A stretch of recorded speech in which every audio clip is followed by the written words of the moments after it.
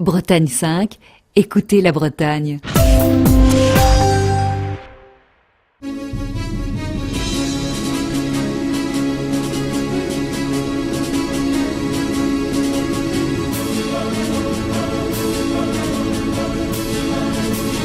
Page blanche, une émission proposée par Michel Philippot.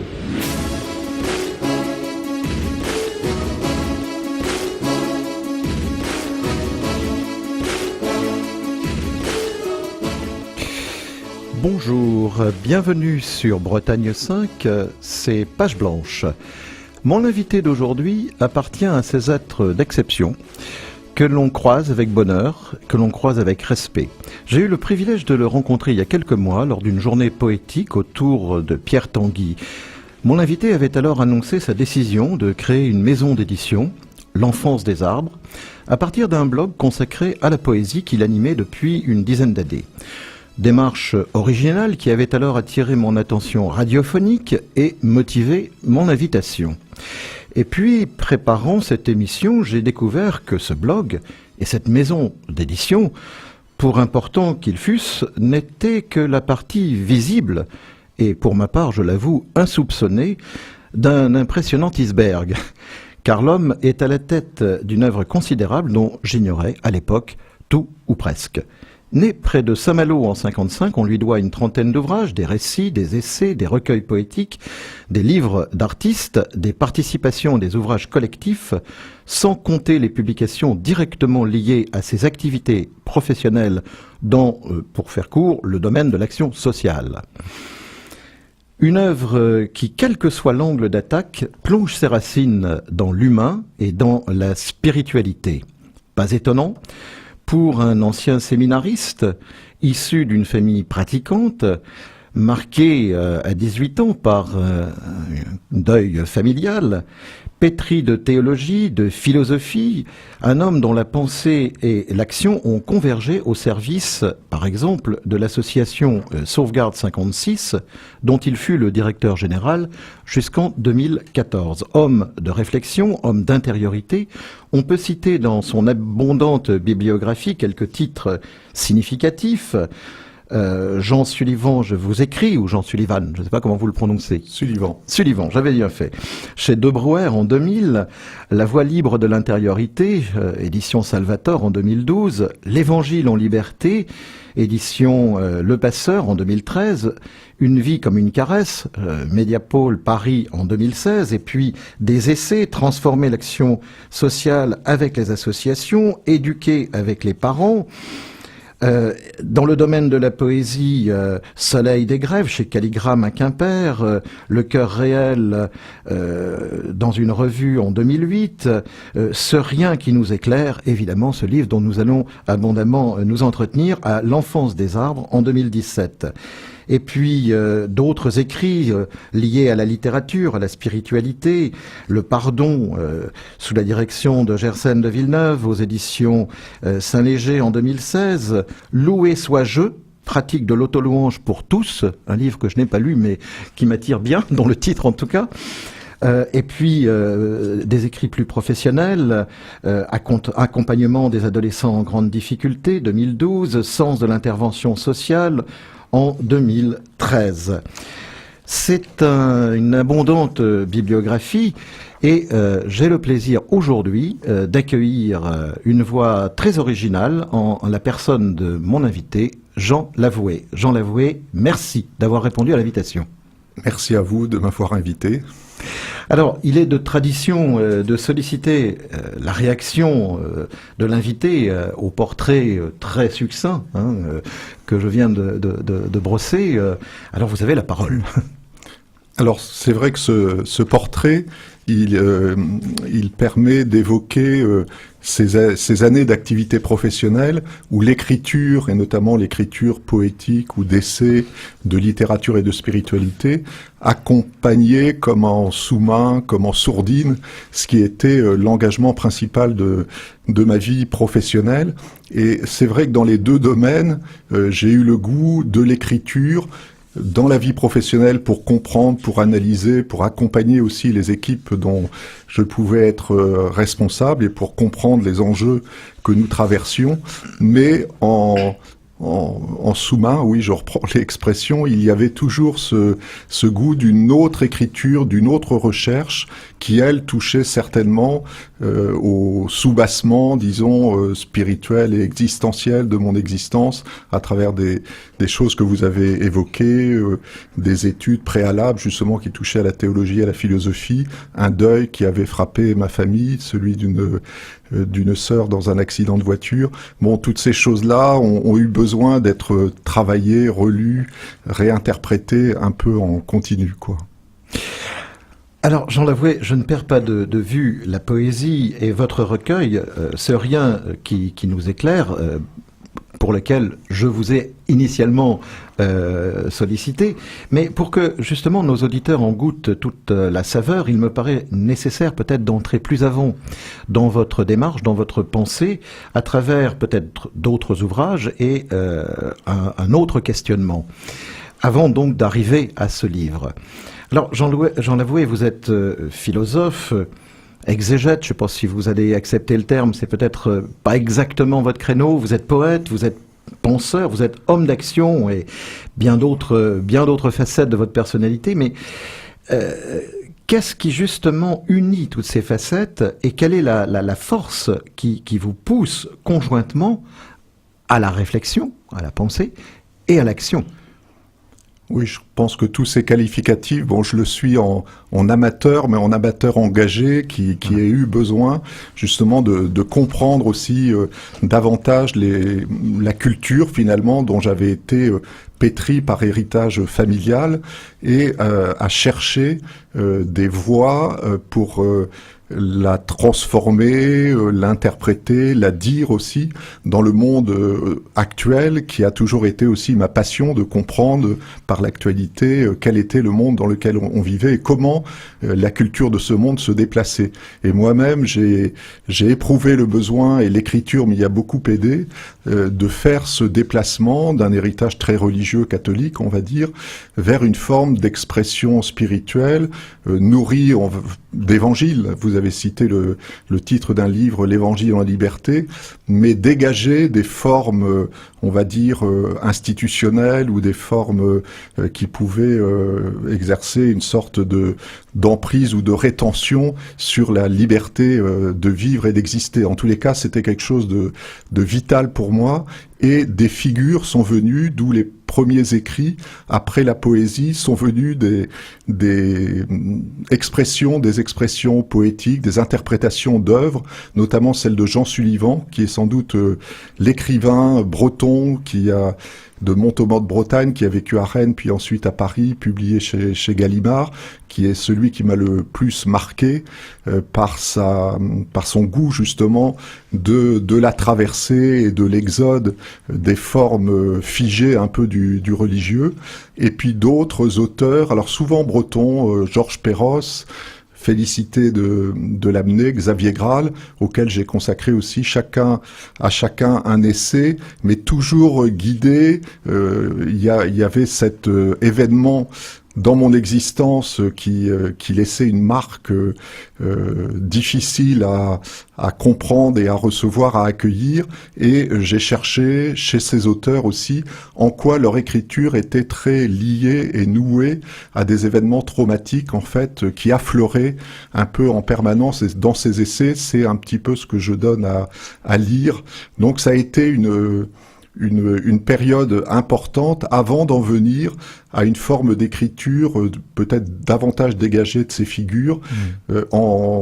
Toujours il y avait de l'alternance entre la poésie et la prose, mais c'est comme si de la poésie naissait de temps en temps une sorte d'écrit en prose, mais qui n'était pas délié de cette expérience poétique. Et les dernières années, j'ai eu 3 livres que vous avez cités, qui ont été une expression plus personnelle de ce chemin d'intériorité que j'avais accompli et à travers grâce auquel l'écriture s'est donnée, mais l'écriture a été aussi vraiment un vecteur très très essentiel pour moi dans ce chemin-là, on va dire de dégagement ou d'exode ou d'expression spirituelle qui est très attendue aujourd'hui.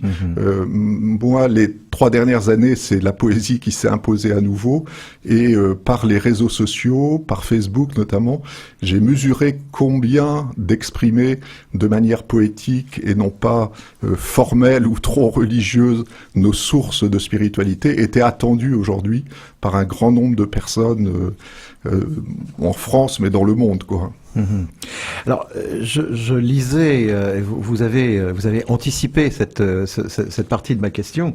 Je lisais dans une présentation qui vous était consacrée par nos confrères de RCF en août 2016, ce qu'ils avaient écrit. Si une petite partie de ses écrits porte sur sa profession, le gros de sa production a trait à la réflexion et à la spiritualité, avec une certaine inclination pour les auteurs marqués par une dimension traumatique, celle d'une absence. Voilà. Donc, ma question était, et vous y avez presque répondu, Jean Lavoué, l'absence, ça peut être celle d'un être cher, bien entendu, ça on l'aura compris, mais c'est aussi peut-être l'absence de sens à nos vies, c'est l'absence de certitude quant à notre devenir humain, c'est tout ce qu'on retrouve dans votre poésie qui est un questionnement. Est-ce que cette absence dont il est question ici, est-ce qu'elle traverse véritablement toute votre quête ou est-ce qu'elle n'en est que juste peut-être une partie résiduelle, quelque chose qui reste mais qui n'est pas essentiel aujourd'hui en tout cas? Alors l'absence, oui, est un thème très très important, très essentiel pour moi. J'avais d'ailleurs l'ouvrage consacré à Jean Sullivan. Jean Sullivan, je vous écris, c'est le titre que l'éditeur a proposé. Moi, je l'avais intitulé Jean Sullivan ou l'absence réelle. Et lui aimait beaucoup parler d'absence-présence. Il mettait un trait d'union entre les deux. Et cette dimension-là me paraît, au regard, par exemple, de l'Évangile, s'il y a une phrase qui me touche en particulier, c'est cette phrase de Jésus: « Si je ne m'en vais pas, vous ne recevrez pas le souffle, vous ne recevrez pas l'esprit. » Or, la tendance de s'accrocher à une présence réelle, à toute une histoire, des images aussi qu'on s'est transmis de génération en génération, n'atteint pas cette liberté que donne cette parole. C'est-à-dire, c'est vraiment dans une absence réelle que nous est donné l'essentiel et au cœur de nous-mêmes, dans l'intériorité. Alors, vous parlez d'intériorité et vous avez écrit en 2012, publié en 2012, ce livre « La voie libre de l'intériorité ».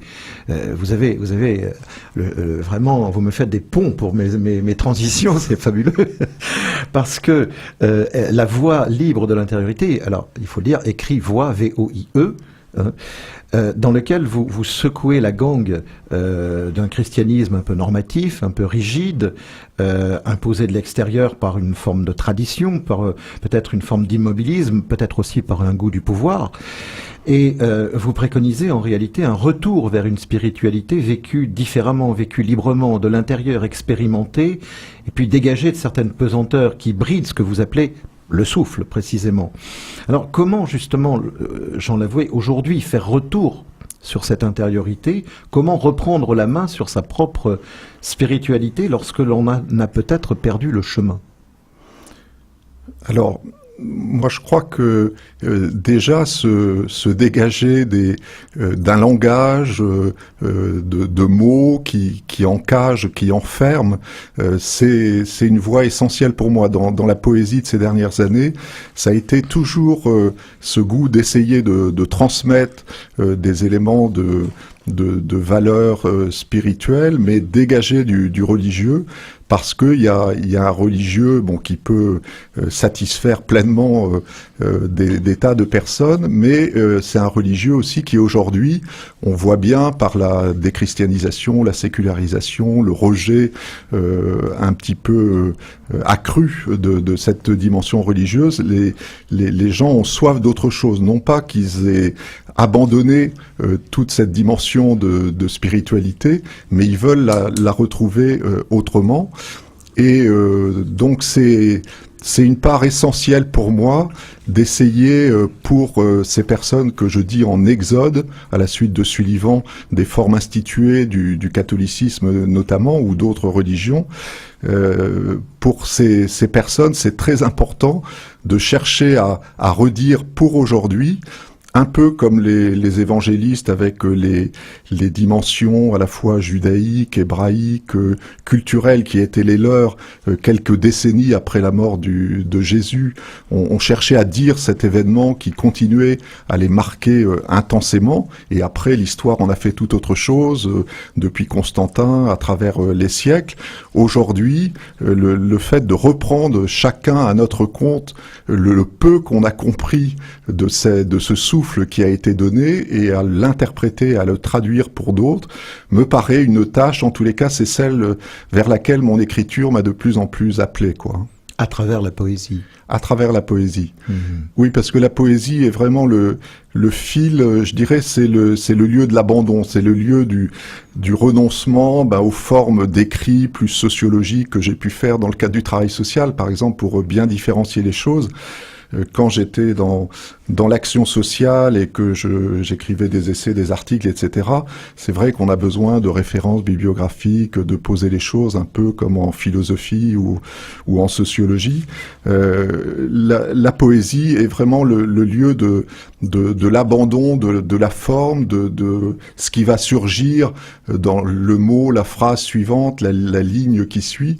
Et je dois dire que autant mes essais dans ce registre de spiritualité et littérature, que ma poésie est quelque chose toujours d'imprévu, qui a été donné, comme ça, accueilli, et donc précédant ces essais, il y a eu ce basculement. Alors, une donnée, ça a été que pendant assez longtemps, j'ai écrit un journal qui était surtout marqué par les étonnements, les émerveillements sur les choses qui surviennent, on va dire des moments lumineux, comme dont parle Jung par exemple, mais ça peut être des micro-moments, des choses tout à fait, des hasards heureux. Et donc je notais, ce journal, il était vraiment de noter, et c'était intransmissible, quoi. C'était beaucoup trop subjectif, intime, et la poésie est venue comme la possibilité de rendre compte. Soleil des grèves, en particulier, le premier recueil publié chez Calligramme en 96, a été le fruit de la première expression poétique pour essayer de dire l'indicible à travers cette forme-là. Et tous les écrits qui ont suivi dans cette veine-là sont marqués de cet accueil inconditionnel, je dirais, de ce qui se donne à travers les mots reçus, accueillis à l'intérieur. Vous continuez ce journal ? Non, vous n'en avez parfois, la nécessité. J'ai regretté à certains moments parce que c'était cet émerveillement, cette ouverture du cœur devant ce qui survient dans l'existence et à côté duquel on passe très souvent. J'ai bien la conscience que ce journal était l'occasion de faire mémoire, et d'ouvrir davantage, et du coup on est devant un émerveillement continu de ce qui survient dans nos vies. Et du coup, c'est vraiment mon écriture qui a pris le relais, pas sous la forme de ce journal, mais je pense que je suis resté très marqué par cette expérience-là, et je la transcris pas, ou alors en poème. Mmh. Oui, parce que effectivement, on va le voir tout à l'heure, dans ce rien qui nous éclaire, vous cheminez, vous êtes toujours en route à travers ces poèmes, et vous captez tout ce qui passe à votre portée, que ce soit l'arrivée de quelqu'un, que ce soit l'arrivée de l'aube, que ce soit vous êtes toujours aux aguets par rapport à ce qui vous passe pas loin.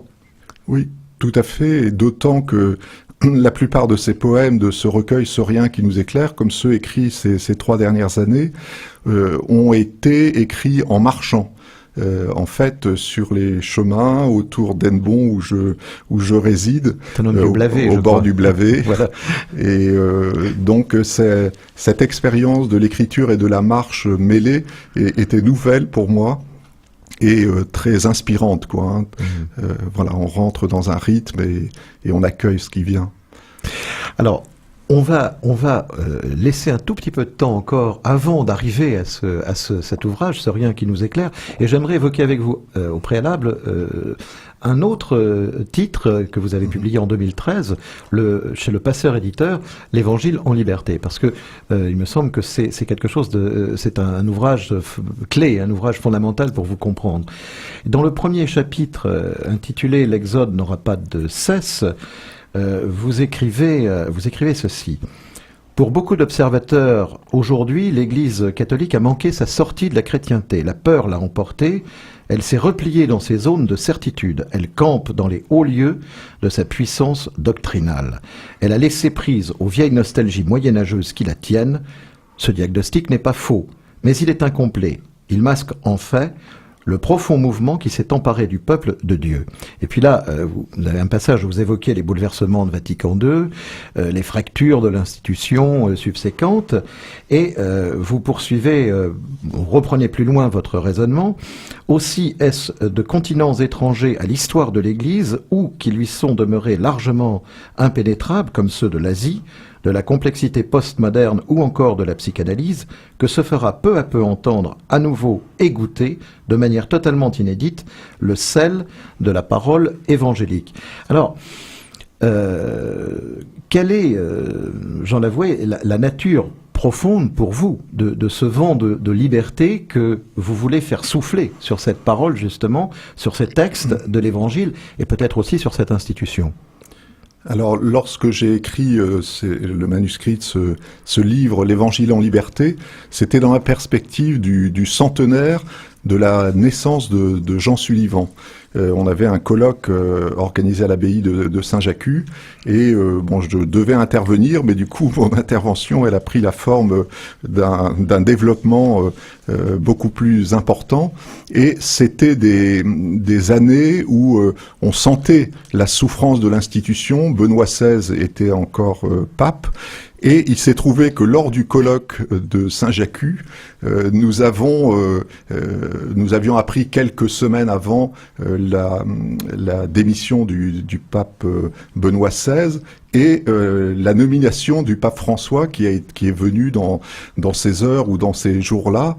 Et pour moi, c'était un signe extraordinaire, quoi, parce que les phrases que vous venez de lire, cet appel aux périphéries, à l'Asie où il se trouve précisément actuellement au Bangladesh, etc.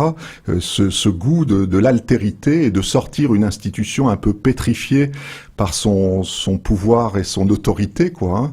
Je développe combien dans toutes ces 3 décennies qui précèdent le renforcement d'un pouvoir hiérarchique et clérical avait été très très marqué. Et aujourd'hui, on voit bien qu'il y avait comme un mur, comme un essoufflement. Le pape François est arrivé, non pas que la transformation soit accomplie, mais en tous les cas, il s'inscrit vraiment dans ces intuitions qui étaient celles de ce goût pour un évangile en liberté. Alors, c'est un ouvrage extrêmement dense, extrêmement riche. Et dans ce même ouvrage, vous écrivez encore ceci, un peu plus loin. Cette méditation, donc, s'adresse ainsi à tous ceux qui sont en chemin, se préoccupant ou pas de la vie des églises et des religions. Ensemble persuadés qu'il leur revient, comme jamais dans l'histoire de l'humanité, d'explorer d'autres points de vue, d'autres interprétations, d'autres contrées, afin d'honorer l'espace infini, l'indicible poème dont ils sont la demeure. L'Évangile n'est pas un livre clos, une fois pour toutes interprété. Nul ne peut refermer la main sur lui pour en faire sa propriété. Il fait éclater toute protection, toute carapace, symbole vivant, il met à nu pour mieux nous livrer à l'incandescence du paradoxe et du poème. Il est à relire sans cesse. Alors, cette quête, j'ai le sentiment que cette quête est à la fois, bien sûr, spirituelle, elle touche à ce que vous venez d'exprimer, là, bien sûr, mais j'ai presque l'impression qu'il y a aussi un côté littéraire, c'est-à-dire en cela que vous tentez de renouveler le vocabulaire. Il y a pas, vous retournez à la source des mots. Vous tentez également de réapprendre le sens intime des mots à travers les analyses que vous pouvez en faire.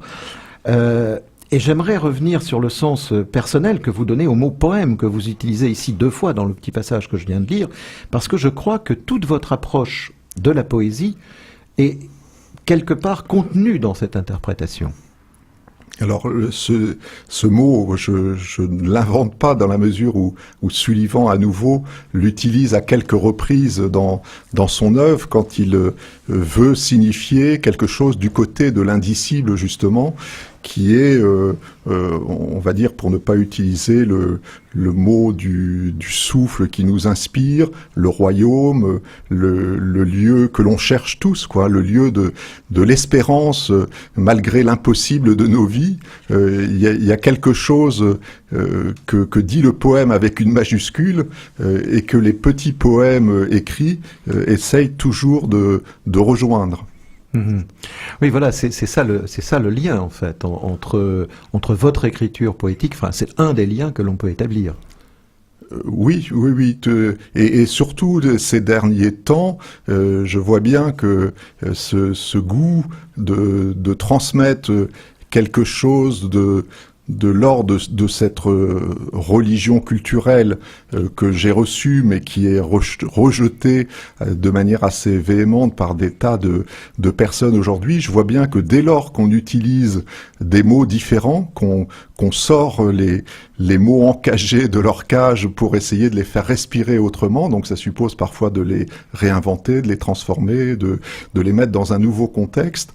Là, il y a les cœurs s'ouvrent, quoi. Il y a un accueil considérable aujourd'hui de tas de personnes qui voient bien qu'on reste un mystère profond à nous-mêmes et un mystère habité, habité d'un génie humain, diront certains, ou d'une force spirituelle qui ne peut pas se réduire à nos capacités d'intelligence ou de rationalité. Toujours dans ce même ouvrage, l'Évangile en liberté, il y a une autre direction sur laquelle vous nous envoyez, c'est celle de l'Exode.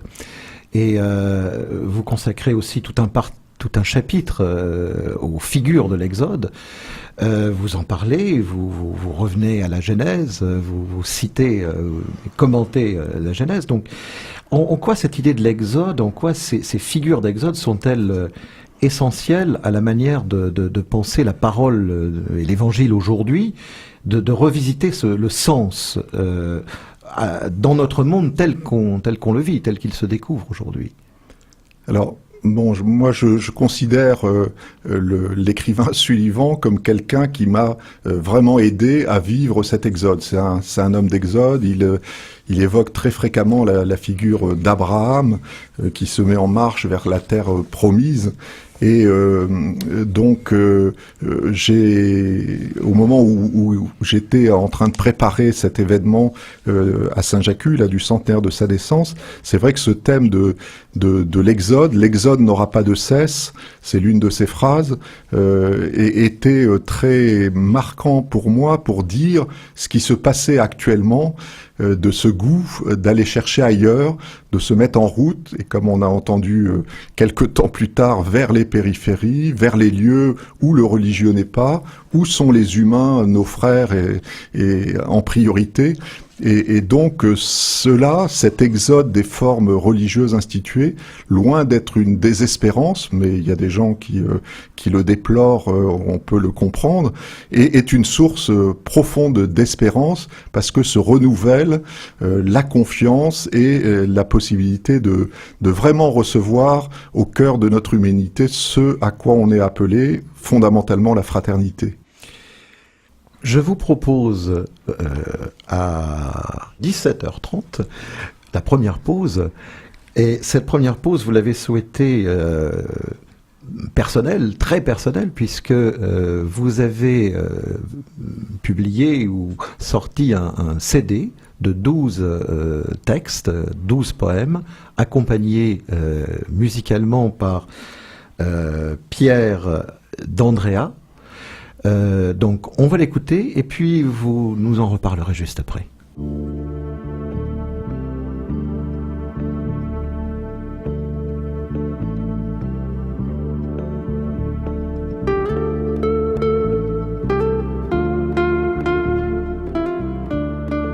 J'aime les sourciers qui percent le secret des mondes,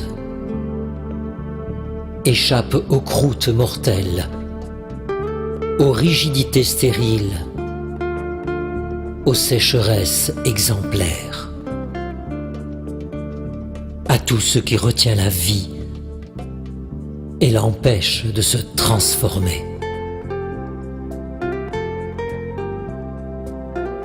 J'aime les sourciers qui savent prendre des risques, emprunter des chemins audacieux pour contourner le poids des murailles, des habitudes et des morales.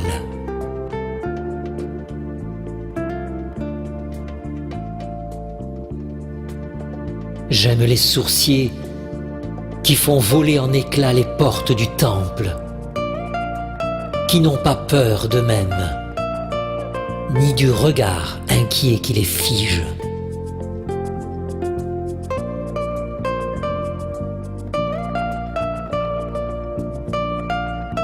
Ils savent trouver passage. Ils connaissent la brèche où le vieux monde s'anime et s'élance à nouveau. J'aime les sourciers dans chaque groupe, dans chaque clan, dans chaque religion, dans chaque famille.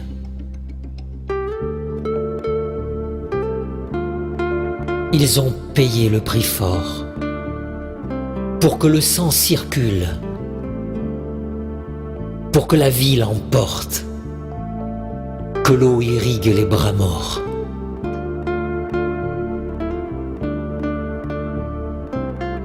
J'aime les sourciers et leur jeunesse.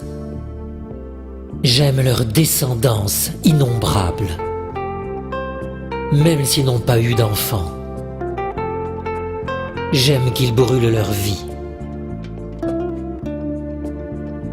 qu'ils ne comptent pour rien leur existence au regard de ceux-là qui les sauvent, les rend impérissables, à jamais fraternels.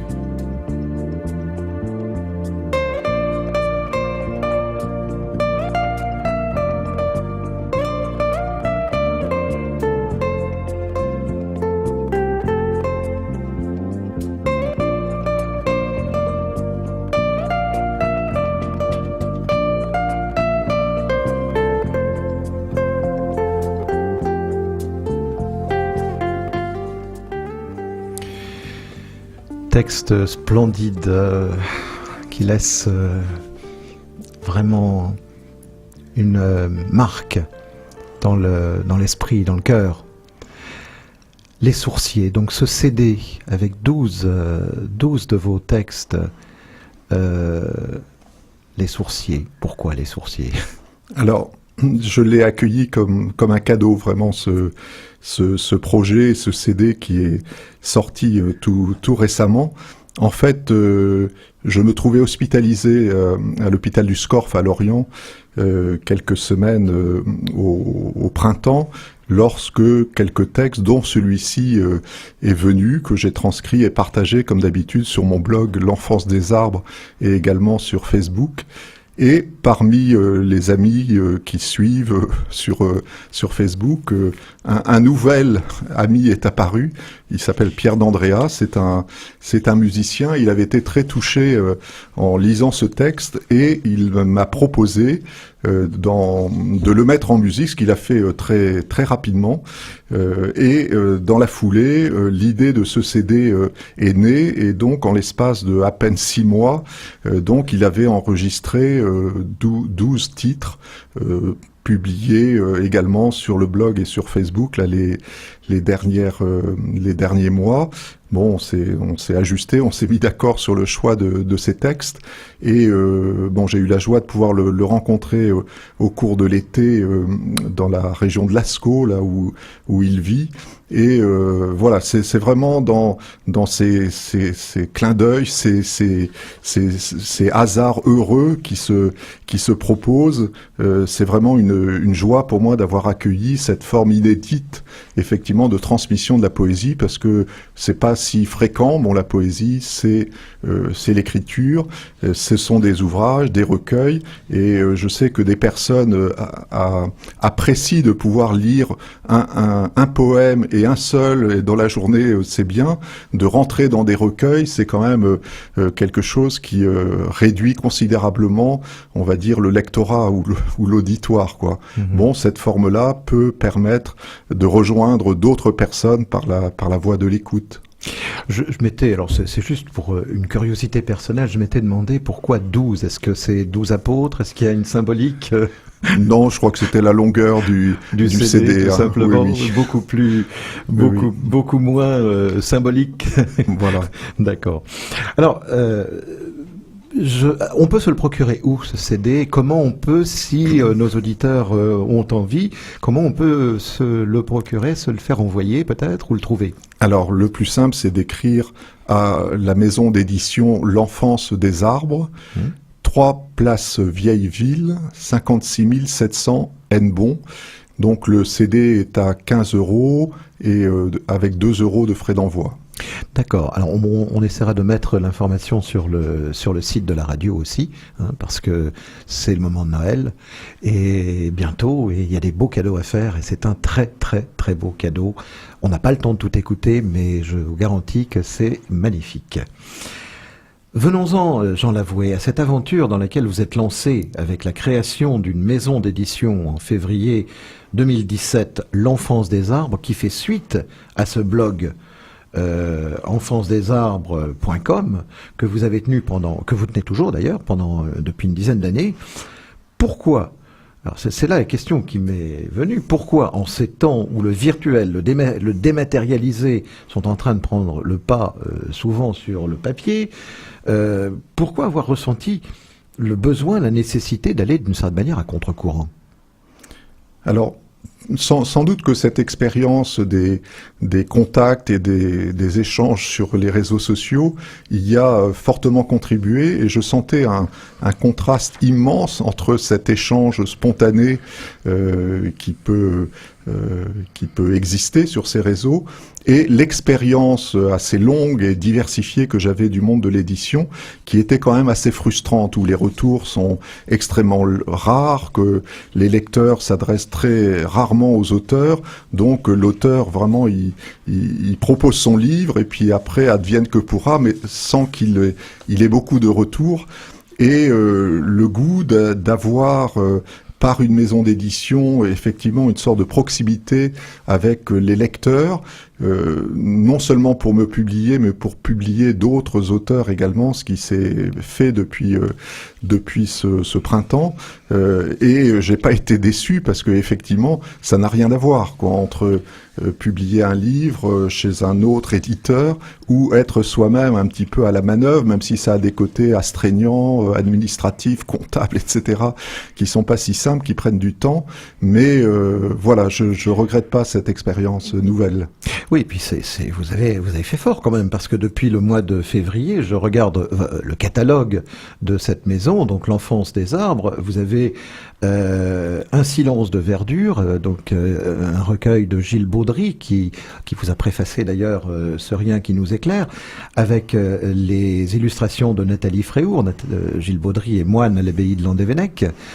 Vous avez publié également Alain Durel, alors prononciation non garantie, Ei Tai Ji, ou La montagne du silence.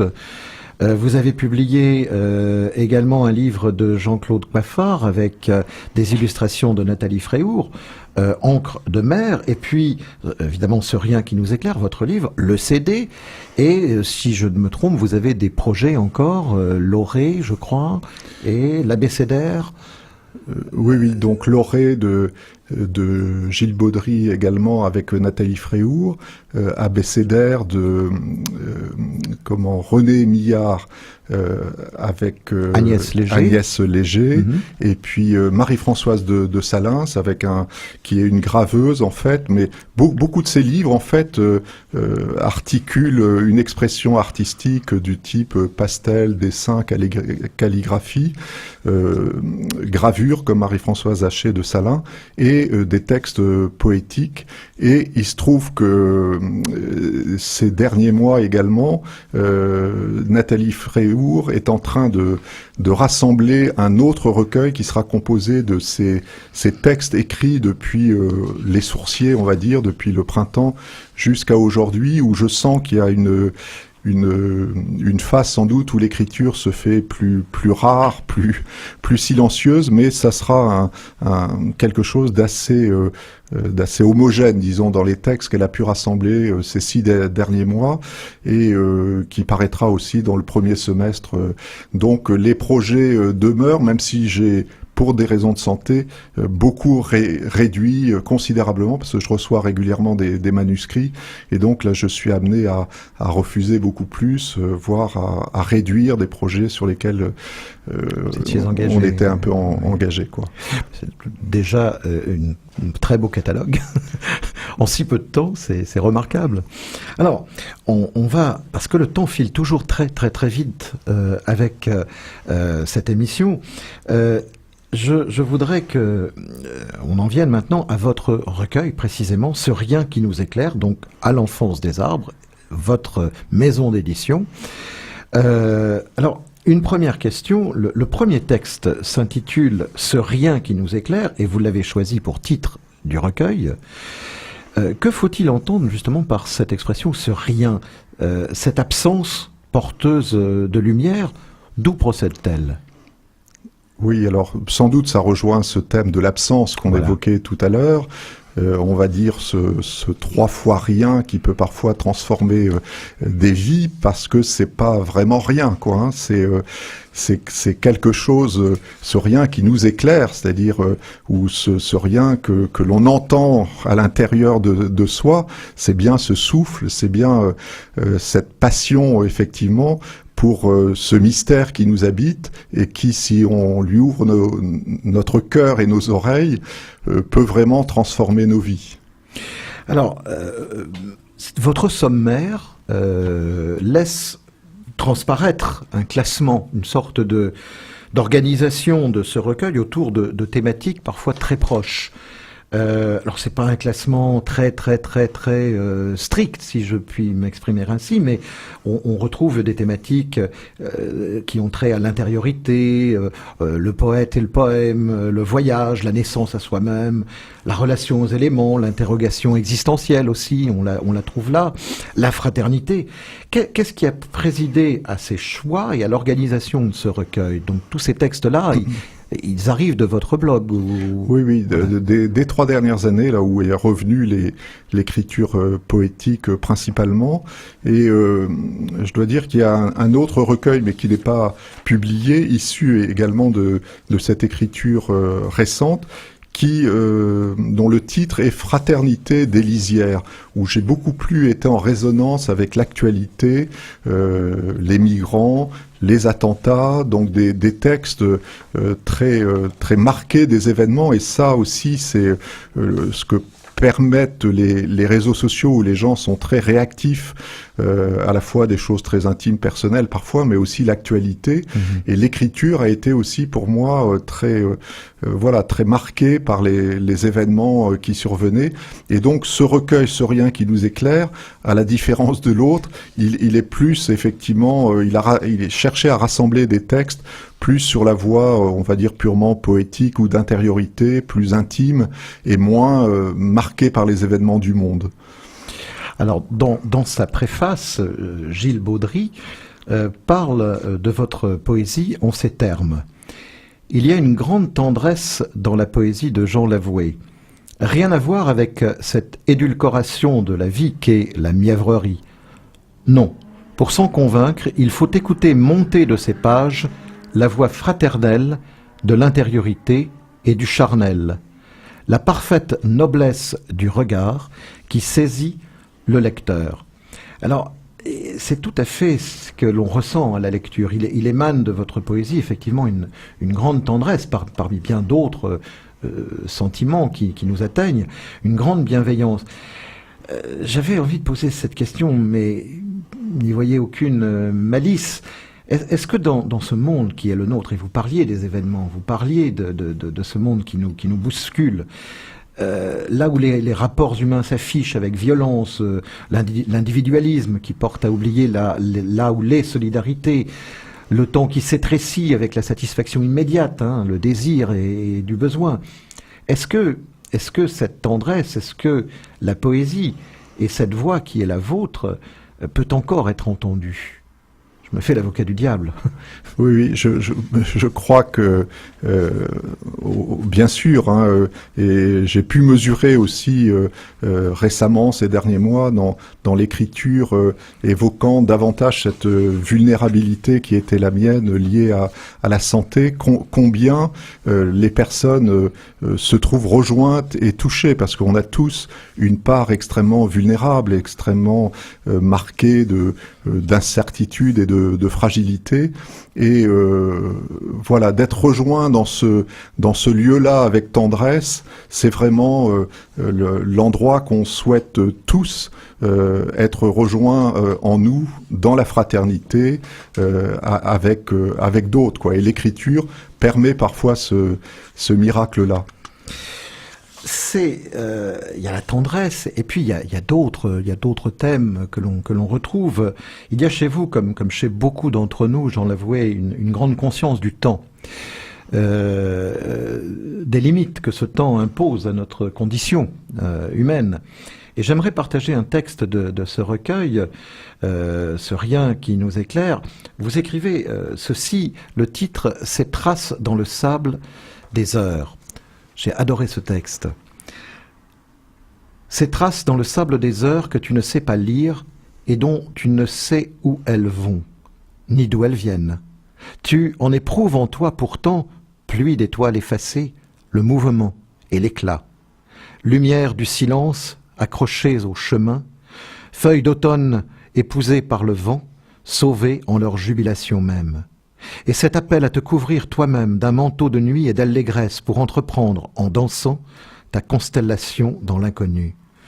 Le soir qui grignote un peu plus chaque jour ton espace souverain, l'ombre à laquelle tu te rends, soudain sans défense et sans aveu, tellement assuré cependant que la lampe de ses pas clignotant à l'obscur saurait bien te guider, sans preuve ni certitude, vers des matins sans prise, vers des printemps confiants, des soleils inattendus.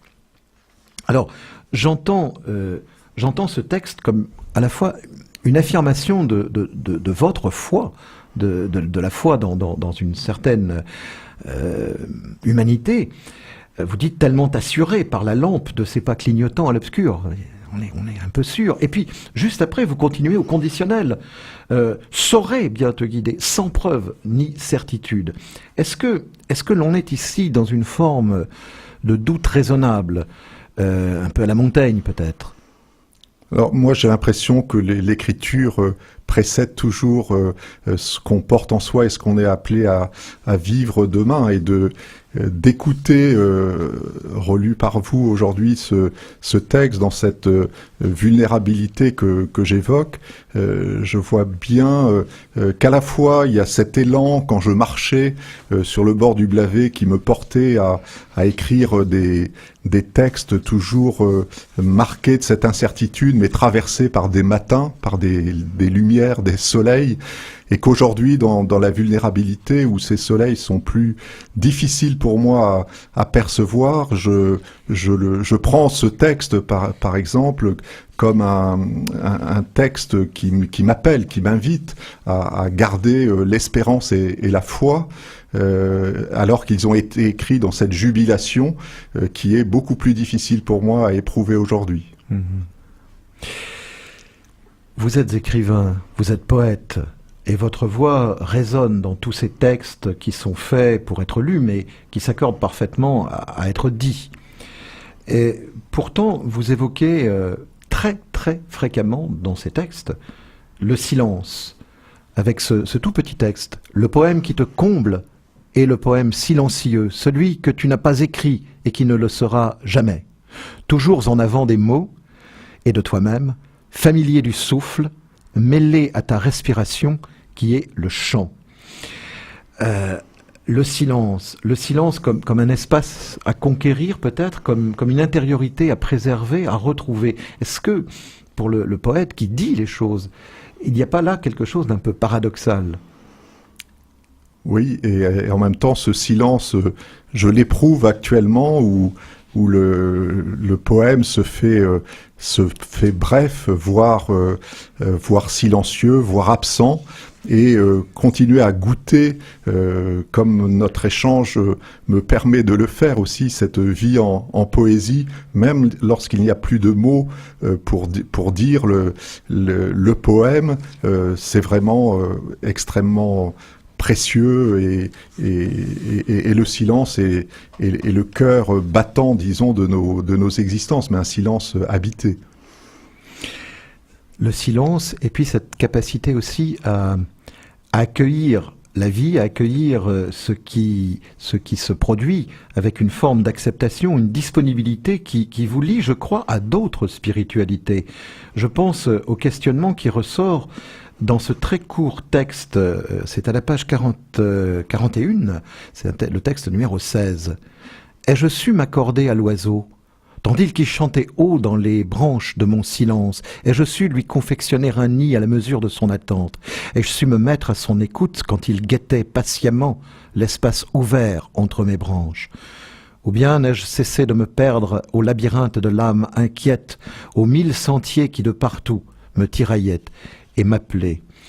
Est-ce que c'est pas là une attitude taoïste, celle d'accueillir ce qui se présente, y compris l'adversité, plutôt que d'épuiser sa force dans des combats ou dans des arias stériles? Oui, bien sûr, j'ai été très marqué par des déplacements vers les spiritualités orientales, et le taoïsme en fait partie. J'ai pratiqué le Qigong, qui a été très important aussi dans mon chemin d'écriture. Voilà, dans les dernières années, je peux dire qu'il n'y avait aucune écriture, ni des ouvrages en prose, ni de la poésie qui n'était précédée de travail, de posture corporelle pour se mettre en disposition d'accueillir. Et je crois que ces déplacements, cet exode aussi vers d'autres formes de spiritualité a été très marquant pour moi également, et irrigue sûrement mon écriture. Si je vous demande, Jean Lavoué, tout à trac comme ça, pourquoi vous écrivez ? Tout à trac, je répondrai, je ne sais pas, mais comme une nécessité pour vivre, une nécessité. Alors il y a la dimension de comprendre, comme je disais tout à l'heure, mais de mieux respirer. Enfin voilà, aujourd'hui où je me sens très pauvre par rapport à l'écriture, y compris du poème, je vois bien que ça reste une source vitale pour moi, quoi. C'est une grande respiration, d'accueillir sans savoir ce qui va venir et de pouvoir le partager et le transmettre. Si je vous ai posé la question, c'est que vous donnez une réponse dans votre recueil. Vous écrivez « J'écris pour que chaque lecteur m'ôte le crayon des mains et entende s'élever en lui les notes et les mots du chant, pour qu'ils deviennent à ma place l'arbre et le chemin, le marcheur inconsolé et l'auteur célébrant. » La poésie, ce n'est pas le précaré du poète. Ah oui, c'est un grand échange fraternel. Pour moi, c'est d'abord ça. Ouais. Est-ce qu'il y a une question que je ne vous ai pas posée et que vous auriez aimé m'entendre vous poser ? Non, comme ça, spontanément. Non, vous avez préparé vraiment avec grande attention cette émission. Je vous remercie. Mais je vous remercie infiniment. On arrive vraiment au terme de notre entretien, Jean Lavoué. Je vous remercie, merci, et continuez de nous éblouir par cette poésie sur votre blog, poésie tellement humaine, tellement fraternelle. Merci à l'ami Frédéric Guyon, qui est toujours à la manœuvre, qui est notre réalisateur au millimètre.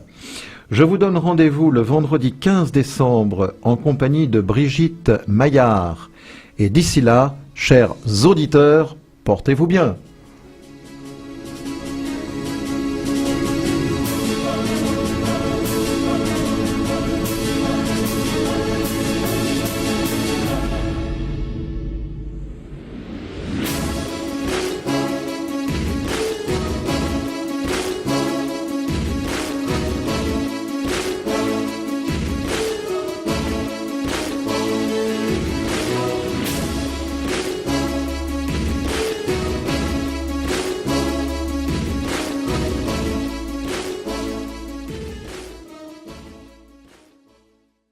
Pour écouter les émissions de Bretagne 5, rendez-vous sur notre site internet bretagne5.fr.